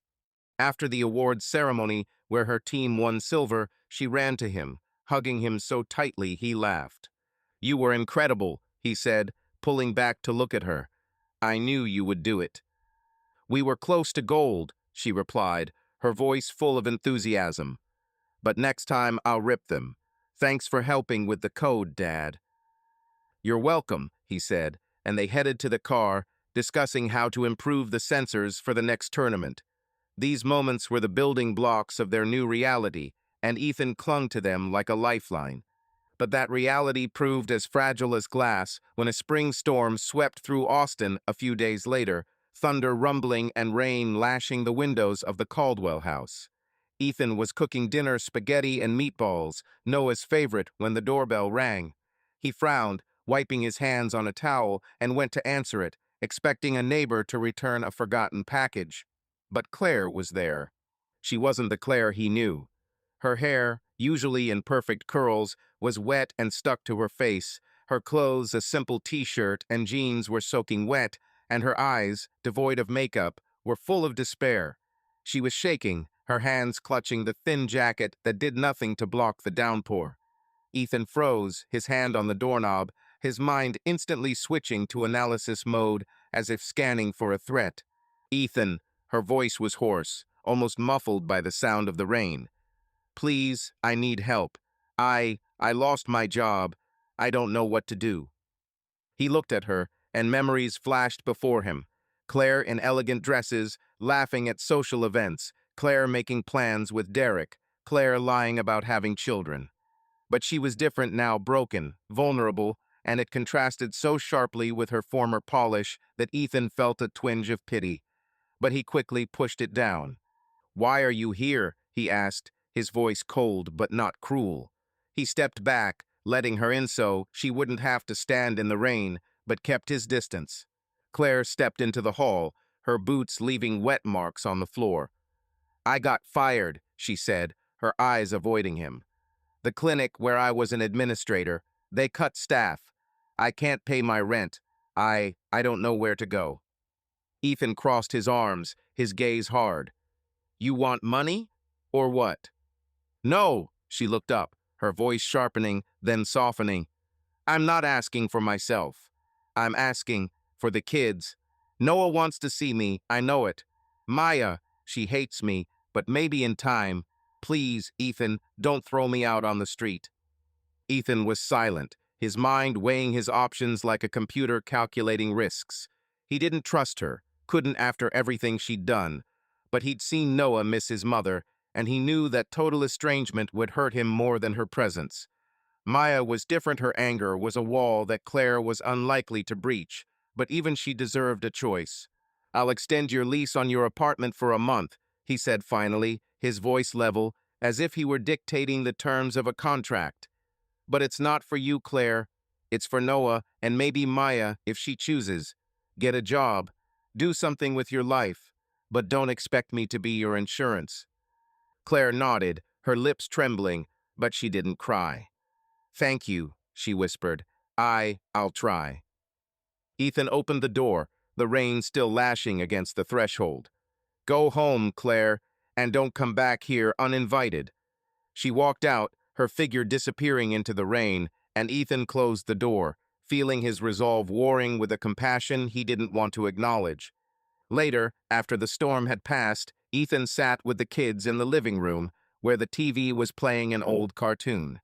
Noah was curled up next to them, his head on Ethan's shoulder, and Maya was in a chair, leafing through a book on programming.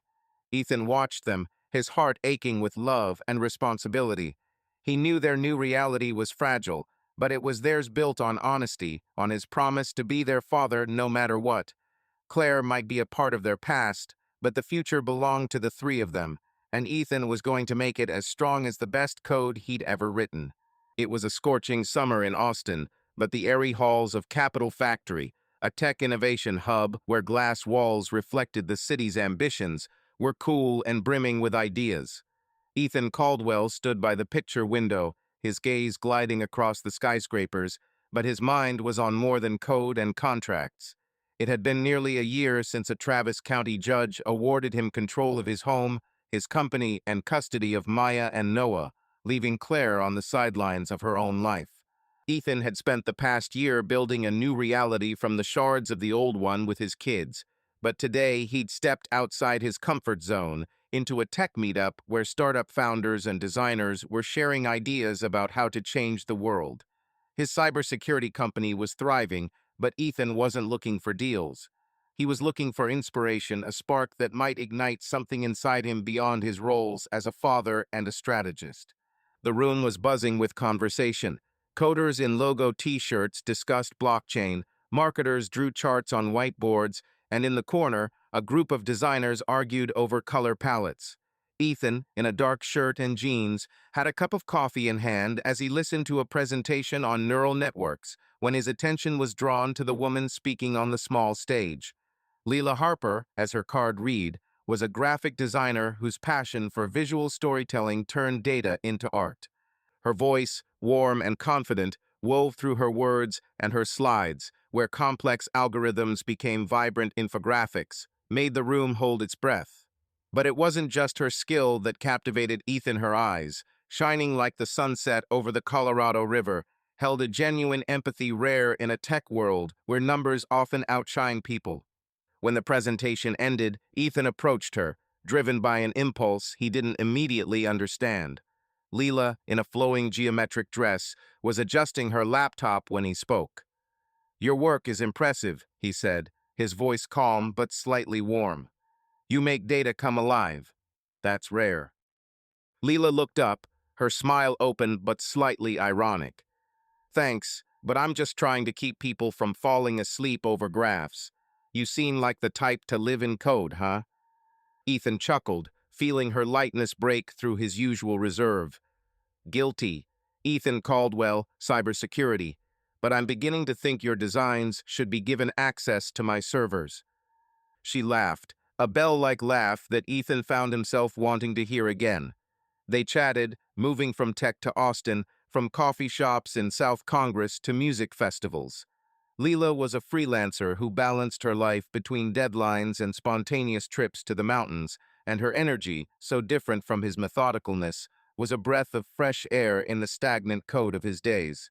Their first coffee meeting a week later was as cautious as the first lines of a new project. They sat in a small coffee shop on 2nd Street, where the smell of freshly ground beans mingled with the hum of conversation.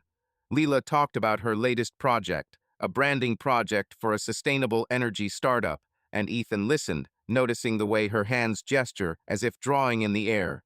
He shared a story about how Maya programmed a robot that accidentally spilled juice on the carpet, and Leela laughed, her eyes lighting up. She sounds like a force of nature, she said, and Ethan nodded, feeling her interest in his children unlocking something long locked up in him. Coffee turned to walks, walks to dinners, and a cautious romance blossomed like the magnolias in Zilker Park. Ethan was wary, his heart wounded by Claire's betrayal still tasting of lies, but Leela was different. Her honesty was in her direct gaze, her habit of speaking her mind even when it was inconvenient. She wasn't trying to fill the void in his life, she was adding light to it, and Ethan, to his surprise, began to trust. That fall, Leela came to the Caldwell's house for the first time, her presence a warm chord in a familiar melody. Maya, with her sharp wit and skepticism, greeted Leela with curiosity, especially when Leela showed her work-bright interfaces for apps that Maya immediately wanted to disassemble. "This is cool," Maya admitted, her fingers scrolling through Leela's portfolio on her tablet. "You could make something for my robot. Something that doesn't look like a bunch of wires." Leela smiled, her eyes twinkling. "Give me a few days, and your robot will be a robotic star, but only if you show me how it works." Maya, usually reserved with strangers, perked up, and soon they were discussing the design, sitting on the living room floor, surrounded by sketches and robot parts. Ethan watched them, feeling his heart soften. Leela wasn't trying to be Maya's mother, she was a friend, an ally, and that was enough. Noah, with his dreamy soul, took to Leela instantly. Her playful humor, from superhero jokes to impromptu dance routines to his playlist, made him giggle so hard his freckles seemed brighter. One day, when Leela drew him a Captain Wind comic, Noah hugged her, declaring, "You're awesome, Leela. Can you come over more often?" Ethan caught Leela's eye, and her smile, soft and understanding, told him she was ready for this, not just for him, but for his children, for their complicated history. That night, as the four of them baked pizza, sprinkling cheese on the dough and arguing over whether to put pineapple on it, Ethan felt the house come alive, filled with laughter that hadn't been heard since before Claire's betrayal. New joy entered their lives with the arrival of Scout, a border collie with a shiny black and white coat and eyes full of mischief. Ethan and the kids picked him out of the shelter, and Scout instantly became part of the family, scampering around the yard, stealing Noah's socks, and falling asleep at Maya's feet while she coded. Leela, who was present for his first day home, offered to make Scout an embroidered collar, and Noah immediately declared her the coolest designer in the world. Scout brought a chaotic energy to the house, but Ethan saw his presence as a healing force. Maya laughed louder, Noah was bolder, and he found solace in the simple act of walking the dog under the stars. But the past wasn't entirely gone. Claire, now living in Denver, where she had found work as a manager at a small gallery, contacted Ethan by email, her tone cautious, almost formal. She wanted to reconnect with her children, she wrote, and asked if Maya and Noah could visit her over the holidays. Ethan, sitting in his office, reread the email, his fingers hovering over the keyboard. He didn't trust Claire, but he knew that Noah, despite his pain, missed her, and that Maya, though she hid it, might need answers that only Claire could provide. He gathered the children in the living room, where Scout was dozing on the rug, and told them about Claire's proposal. Maya, crossing her arms, responded immediately, "I'm not going. She doesn't deserve to see us after everything she's done." Ethan nodded, waiting for her reaction. "You have the right to decide, Maya, but think about it. Not for her sake, but for yours. Sometimes answers help." Maya snorted, but her gaze softened. "Maybe someday, but not now." Noah, sitting on the floor, petted Scout, his voice quieter. "I want to try. Just see how she's doing. Is that okay, Dad?" Ethan smiled, patting him on the head. "That's okay, buddy. We'll start with a quick visit, and I'll be there if anything happens." He wrote to Claire, agreeing to trial visits for Noah, but on the condition that Maya would decide for herself when she was ready. Claire's reply was full of gratitude, but Ethan didn't respond. His concern was for the children, not her feelings. The turning point came a month later, when Leela officially became a part of their lives. Ethan invited her to a family dinner where the four of them plus Scout, who was stealing bits of food, were celebrating Maya's victory in yet another robotics competition. Leela brought a cake decorated in the style of her designs, with a little robot figurine on it, and Maya, usually reserved, hugged her, whispering, "You're really cool." Noah, his face smeared with cream, declared, "Leela, you're one of us now, right? Like Scout." Leela laughed, her eyes meeting Ethan's, and he felt the wariness that had held him captive since Claire dissolved. "I'd love to, Noah," she replied with a wink, "but only if your dad's okay with it." Ethan smiled, his hand finding hers under the table. "Against? I already signed the contract." That evening, full of laughter and warmth, was a turning point. Leela wasn't replacing Claire, she was creating her own place, and Ethan, for the first time in years, began to see a future where revenge gave way to hope. His love for Leela, wary but growing, contrasted with the shadow of the past, but that shadow was growing fainter. He was still wary, but now he trusted not just Leela, but himself, his ability to love again. It was an Austin fall evening, bathing the Caldwells' Terrytown home in soft golden light that spilled through the wide windows and bounced off the polished oak floors. The air was thick with the scent of freshly cut grass, mingled with the distant smell of barbecue from next door, and the stars that peeked through the twilight sky promised a clear night ahead. Ethan Caldwell sat at his desk in his office, his fingers absent-mindedly tapping the edge of his laptop, his mind far from code or contracts. It had been a year since a Travis County judge had ruled that he had custody of his home, his company, and Maya and Noah, and since then, his life, once torn apart by Claire's betrayal, had begun to be stitched back together like fabric strengthened with new threads. Leela Harper, with her warm smile and creative soul, became part of that fabric, and now, on the threshold of a new stage, Ethan felt his heart, still bearing scars, begin to beat to the rhythm of hope. There was a letter on the table in front of him, a plain white envelope with Claire's neat handwriting, mailed from Denver. It had arrived that morning, but Ethan took his time opening it. He knew that inside was likely an apology, a plea, an attempt to explain something that no longer mattered.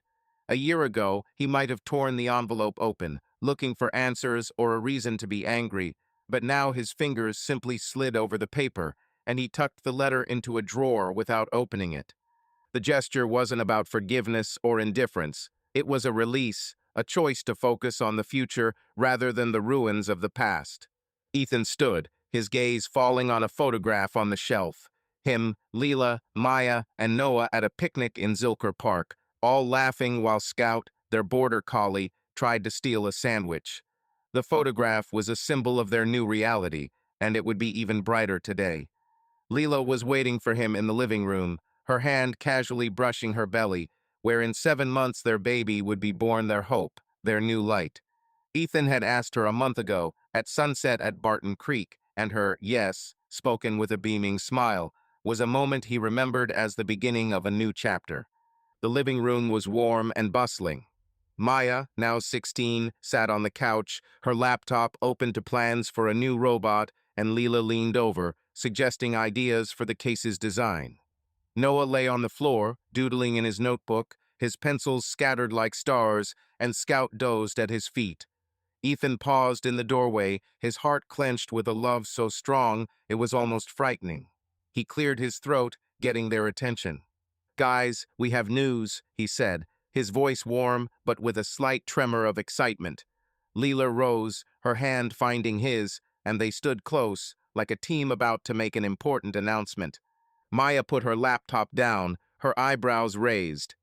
"If you tell me we're moving, I'll start a riot," she joked, but her eyes were curious. Noah sat up, his pencil frozen. "Is this about Scout? He's going to have a friend?" Ethan laughed, shaking his head. "Not really. Leela and we're getting married. And in 7 months, you'll have a little brother or sister." There was a moment of silence, and then the room exploded with joy. Noah jumped up, his eyes shining. "I'm going to be a big brother? Really? This is so cool." He threw his arms around Leela, then Ethan, his skinny hands squeezing them with enthusiasm. Maya stood up, her smile reserved but genuine. Wow, Dad. Congratulations." She walked over to Leela, hugging her. "You're officially stuck with us. I hope you're ready for my robots and Noah and his comics." Leela laughed, her eyes shining. "I already signed the contract, Maya, and I'm in." The evening turned into an impromptu party. Ethan ordered pizza, Leela put on their favorite playlist, and they danced around the living room, Scout running between them, barking with excitement. Maya, usually immersed in her projects, chatted with Leela about design, learning from her how to combine functionality with aesthetics. Noah, inspired by the news, drew his future sibling as a superhero, declaring that he would be the best big brother in the galaxy. Ethan watched them, joy eclipsing the pain as if his heart, long held in the grip of betrayal, had finally been freed. Later, after the kids had gone to bed, Ethan and Leela went outside, where the stars scattered across the sky like a scattering of diamonds. They sat on the swing Ethan had built for Noah, and Leela leaned against his shoulder. "Are you happy?" she asked, her voice soft as the night wind. Ethan nodded, his arm wrapping around her. "More than I thought possible. You gave me that, and the kids too." She smiled, her fingers entwining with his. "We did this together, Ethan, and we're just getting started."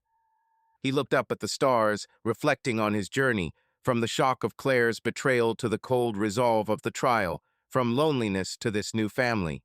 The real victory had not been in Claire's fall, but in this moment, in the children's laughter, in Leela's warmth, in the life he had created from the ashes.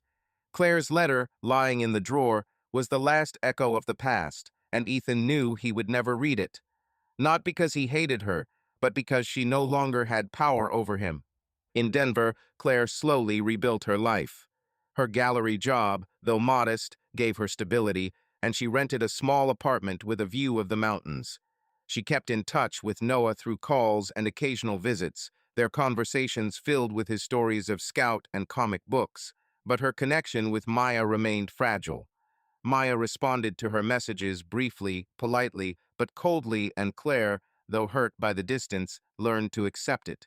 She wrote a letter to Ethan, pouring out everything: regrets, apologies, pleas for forgiveness, but when she received no response, she realized he had moved on. The realization was painful, but it pushed her to focus on her own life, rebuilding, piece by piece, what she had destroyed. 2 years later, in a spacious house in the West Lake Hills neighborhood, where the Austin Hills rolled out beneath a wide sky, Ethan Caldwell stood at the grill, flipping ribs as the aroma of smoky meat filled the air.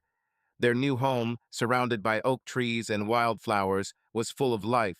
The laughter of friends, the clink of glasses, the barking of Scout as he ran across the lawn. Leela, now his wife, sat at the table, her hair shining in the sunset, and their 2-year-old daughter, Ivy, with Leela's curls and eyes, chased Scout, giggling in a way that made everyone smile. Maya, 17 and confident, had just returned from a national robotics competition where her team had won gold. She stood at the table, showing Leela a new case design inspired by her lessons, her voice full of ambition. She was already dreaming of MIT. Noah, now 13, sat with his friends, showing them his first published comic, where Captain Wind saved the galaxy. His drawings had become bolder, his stories deeper, and Ethan saw in him a spark that could light the stars. Claire visited occasionally, her visits short but steady. With Noah, she found a delicate balance. They discussed his comics, walked through parks, and he began calling her Mom without pain in his voice. With Maya, the relationship remained strained but polite. Maya said hello, made small talk, but kept her distance, and Claire learned to respect her boundaries. Ethan watched from the sidelines, not interfering, knowing that the children would find their own way. The barbecue was in full swing when Ethan walked to the edge of the lawn, holding Ivy in his arms. She reached for Scout, her small hands grasping at the air, and Ethan laughed, kissing her forehead. He looked at his house, at Leela laughing with her friends, at Maya arguing about technology, at Noah telling stories. Claire's betrayal, which had once defined his life, was a distant memory, like old code erased from a server. It no longer had power over his happiness. The sky above Austin was ablaze with sunset colors, and Ethan felt his heart fill with a lasting hope. From the ashes of pain, a life of love and meaning had risen, and he knew that this light beyond the horizon was his true victory. Each story is a step towards understanding yourself and the world. If this story left a mark on your soul, don't forget to support it with a like and a comment. Subscribe because it only gets stronger, deeper, and more interesting. Subscribe to our channel so that your love doesn't cheat on you, and go ahead and listen to the next story, because this story is nothing compared to the next one. If you're under 18, don't even think click to the next one.